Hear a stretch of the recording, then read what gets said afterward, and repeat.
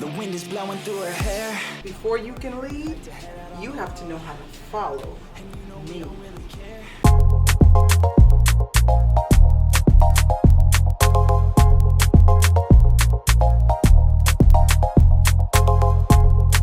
Hey y'all, welcome back to my channel. And tonight I'm going to be reviewing Housewives of Atlanta Season 14, Episode 4. Okay, so what I'm going to do is start off with the 3 categories. And the first category I'm going to be talking about is the Librarian Award. So, who threw the most shade in this episode? I think we already know it was Kenya.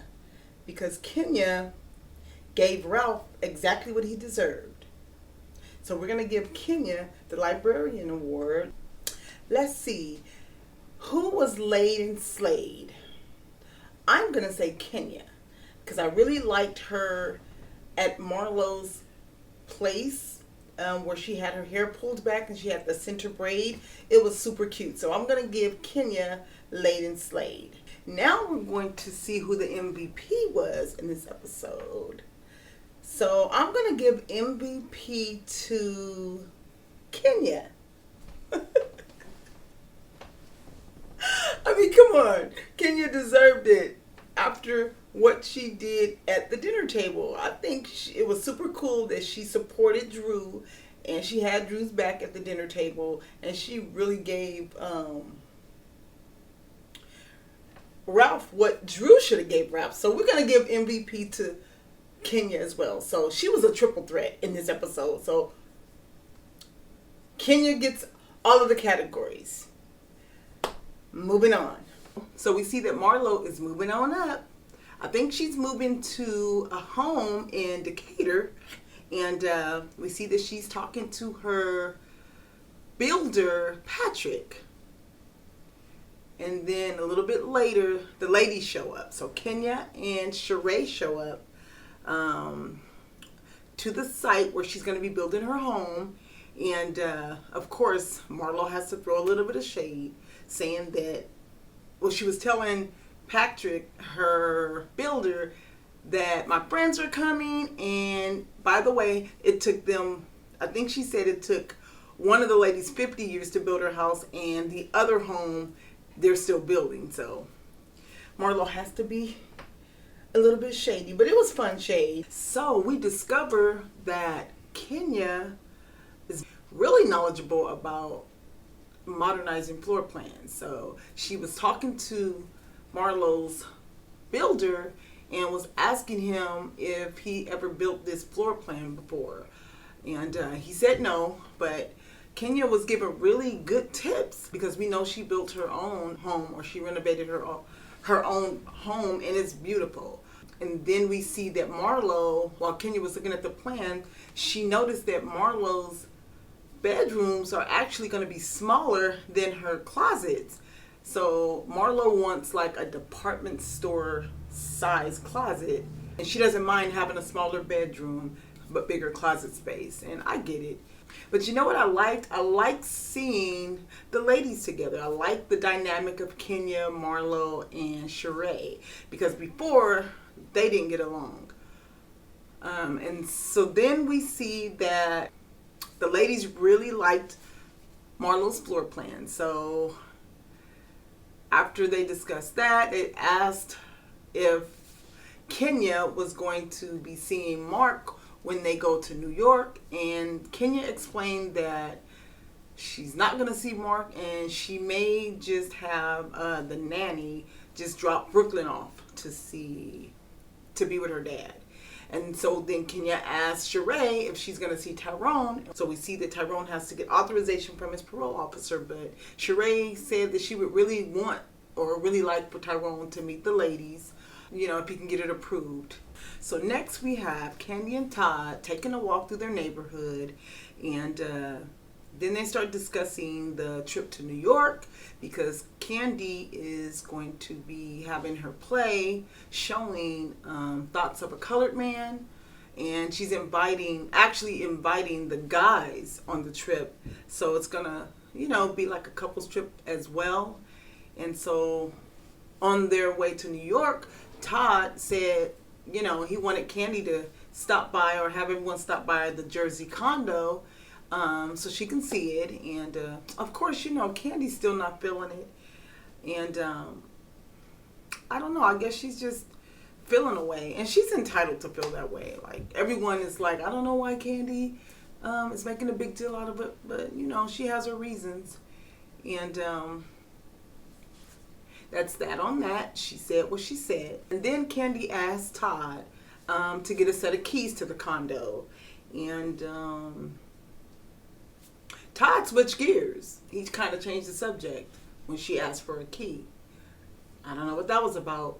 Moving forward. So next we have Drew and Ralph. And Drew was letting us know that she runs her home like a corporation. This is what her and Ralph said. They don't just let people go. So they kind of go through a process before they go on and let people go from their company. And then we finally found out what Ralph does. So Ralph works for a tech company. I think they said a Fortune 500 tech company. Then we discover during this scene that Drew and Ralph actually went and sought out therapy. And after that dinner from Hades that Ralph planned for Drew, he actually went and slept in their kids' room, in Makai's room. I don't understand why Ralph would do that, because he was the one that was acting up at the dinner. So I don't get why he would actually sleep in another room when Drew is the one that left out crying from that dinner. Next we see that Drew and Ralph actually go to therapy, and we see that Dr. Ken is their therapist. And so Dr. Ken asked Drew and Ralph, so how's everything been going? And Drew said that Ralph planned a romantic dinner for her, and it made her feel like a queen. So Dr. Ken asked Ralph, so why did you plan a romantic dinner for her? And Ralph said that he wanted to make her feel like a queen, but instead he felt like she didn't appreciate the dinner, and she was kind of disrespectful and ungrateful, in that he made sure he had it all planned out and romantic, and made sure she was served lobster and steak, but he feels like she didn't deserve that. She deserved a Lunchable. I just can't. I can't. I think that's really super rude for him to even say that about her, when he was still the one pretending that he didn't involve another woman into their marriage. And all Drew wanted to do was just discuss that. She needed some type of closure. Let me say this. One of the funniest parts of this episode with the therapist is when Ralph brought up that Dr. Ken called him a maniac. Dr. Ken interjected and said, wait a minute, when you guys get into it again, please keep my name out of your mouth. And I thought that was so appropriate, because Ralph is always trying to get people to see his side. And just in that part, Dr. Ken, kind of shut that down. But then later on, we see that Dr. Ken, to me, was more sympathetic or more biased towards Ralph. So after Dr. Ken sided with Ralph, he decided to put Drew and Ralph on a 30-day peace treaty, which means they can't argue, they can't disrespect one another, they cannot hit below the belt. They have to treat each other kindly for 30 days, or the person that blows it has to serve the other one. So we'll see what happens. So we'll see if they're able to do that. I'm not sure. I don't think Ralph can do it. I know that Drew can do it, but I sure don't think Ralph can do it. Moving forward. Then we see Patrick, which is Candy's cousin, and Safari, Patrick's fiance, pop up at the lady's house, and they're delivering some bedroom candy from Candy. And of course, you know, Candy never misses an opportunity to promote her bedroom candy, and I don't blame her. So we see that Safari and Patrick show up to Kenya's house, and Kenya was not happy about it because they were very scantily dressed, like basically naked, and Kenya, she felt like it was inappropriate. I don't know. I think it was a bit much. I see what Candy was trying to do, and it's so Candy, her personality, but I don't know. Maybe Candy should have given them like a heads up, you know. And then we see that they go to, whose house did they go to next? They went to Drew and Ralph's house, and you can see Ralph running from behind, trying to get to the door to see Safari, because she didn't really have on much. I think she had her top half covered and like a strappy type leathery type lingerie, but you can kind of see all of her skin, and you see Ralph just being Ralph. And then so Drew thought it was cool, she thought it was funny, and then they went to, I think, Sonya's house, and her husband was actually, Ross was actually looking too and kind of smiling and laughing. They thought it was cool. Then we get to see that they're going to start the cast trip. So Candy rents a Sprinter vehicle for everyone because she doesn't want anyone to show up late. She wants everyone to get to the airport on time so they can get to New York. So Kenya walks into the Sprinter and she sees that the guys are there, and she kind of got upset. She was like, no one told me it was going to be a couple's trip. And so then Bravo, they roll the tape back and they show us that Candy actually did tell the ladies that they can bring a date if they wanted to. So Kenya knew that it was going to be the fellas on the trip as well.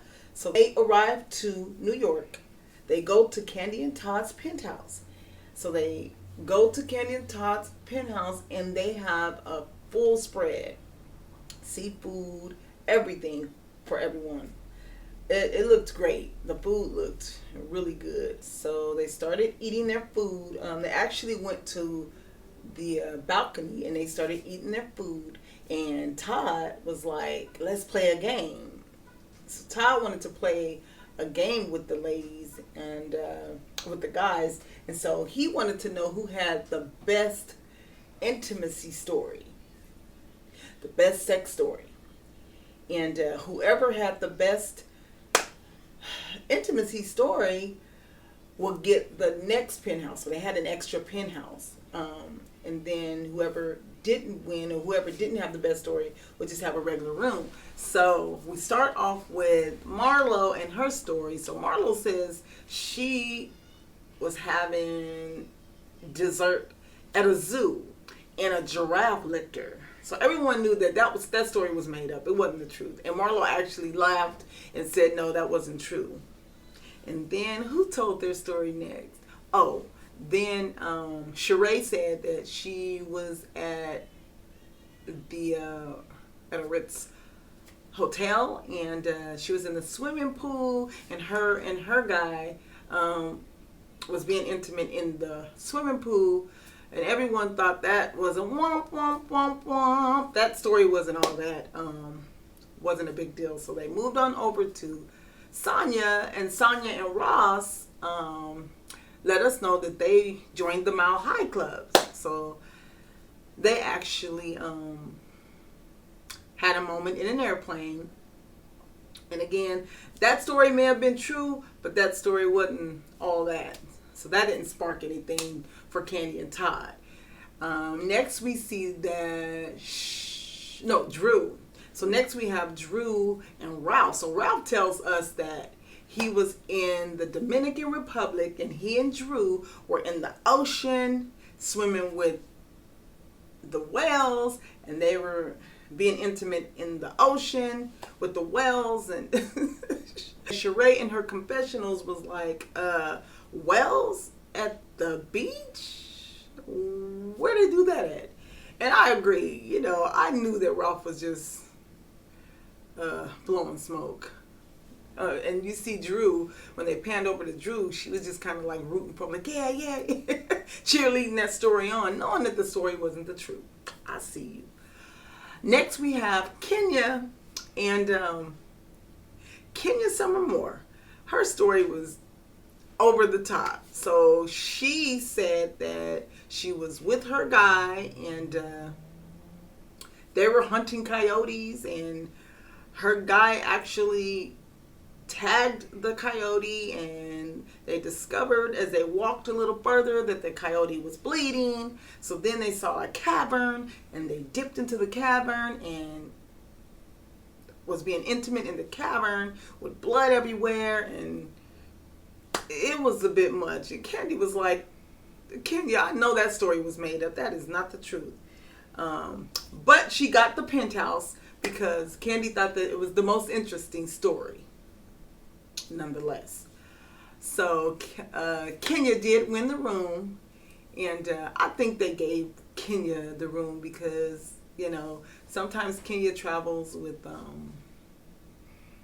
her daughter, so they may have just given her the room for that. I'm not sure, and I don't know if I believe that Kenya would be out in the wilderness. She has a touch of class, so I just don't see her doing anything like that. So now we're going to just go to the scene where they're at the condo in Jersey, at Todd's condo, because he wanted Candy to see the condo. He actually wanted everyone to kind of see the condo, just to kind of see what everybody thought about it. So when they walked in, I think for the most part, everyone thought the condo had potential. I certainly thought it had potential. Then we see Kenya. She really is knowledgeable on like modernizing and revamping homes. At least it appeared that she knew what she was talking about. She had said that we can put a fireplace in one area. She saw the spiral stairs and she was like, we can take that out. You can add a elevator. And there were some other things she said that was really, really like legitimate ideas. So I mean, it would be cool to see Kenya doing something in real estate, doing something like that. So now, everyone is at dinner, and while they're at dinner, Sonia notices that Candy is not wearing her wedding ring. So Sonia asks, Candy, how come you don't wear your wedding ring? So Candy was just explaining that she never really wore her wedding ring. She just never wore it. And I remember her ring. Her ring was very nice. Candy had a really nice ring, so she said she never really wears her ring, her wedding ring, and then I think, I'm not sure who, but someone else brought up Drew not wearing hers. So Drew explained that when she had her children, she couldn't fit her wedding ring anymore, and then after that, when this assistant situation came up, and just the fact that she's still feeling emotional because Ralph brought another woman into their union, she says she just doesn't wear it anymore. And I don't know. I thought it strange that a lot of them weren't even worried about wearing their ring. I think for the most part the guys had their rings on, but the ladies were not really worried about it. So, I don't know. What do you think? I feel like it's important to wear your wedding ring. Like, what's the point in doing the whole ring ceremony if you're not going to wear it? You know, at least it means something to me. I think Ralph at this time is feeling away. So he's like, look, I fired the assistant. I mean, how can we move past it? And Kenya was like, what? she's going to need time. You know, it's going to take time and reassurance to move past it. So Candy looks at Ralph and is like, Ralph, you do know that this looks really bad, right? So Kenya, at this point, is like, you know what, Ralph? You remind me of Mark. Then Bravo shows us flashbacks of Mark and his disrespectful ways towards Kenya. All of the gaslighting he did with Kenya. And almost forgot how awful Mark was. And he does kind of remind me of Ralph. So Kenya, at this point, was letting Ralph have it. And I was here for it. And I think everybody was. And it was so refreshing to see Kenya show Drew so much grace. Like, she really stuck up for her, and I was glad, you know, because I kind of felt bad for Drew in that moment. Because Ralph seems to always pick the group settings to show his address. I just don't understand it. Like, you would think that